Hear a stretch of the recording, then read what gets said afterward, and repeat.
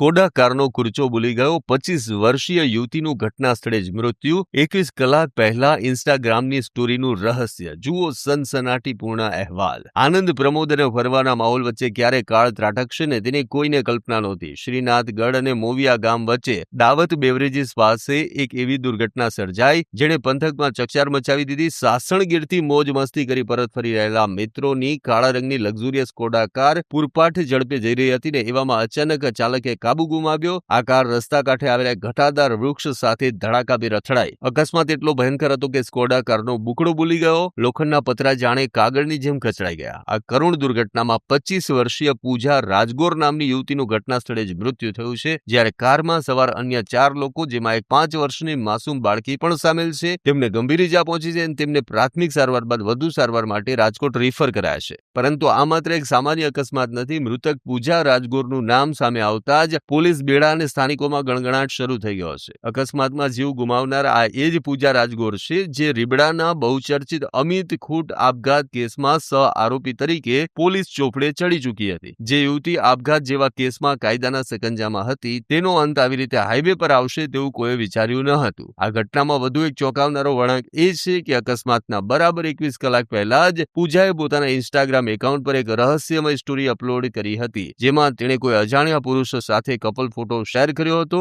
આ story viral થયાના ગણતરીના કલાકોમાં જ પૂજાનું મૃત્યુ થયું છે, જેણે અનેક તર્ક વિતર્ક વહેતા કર્યા છે. ઘટનાની ગંભીરતાને જોતા ગોંડલ તાલુકા પોલીસની ટીમ તાત્કાલિક ઘટના સ્થળે દોડી ગઈ હતી. શિવમ સાર્વજનિક ટ્રસ્ટની એમ્બ્યુલન્સ મારફતે મૃતદેહને પીએમ અર્થે ગોંડલ સિવિલ ખસેડાયો છે. પોલીસ હવે અકસ્માત પાછળ માત્ર ઓવર સ્પીડ જવાબદાર છે કે પછી કોઈ અન્ય કનેક્શન છે તે તમામ દિશામાં તપાસ કરી રહી છે.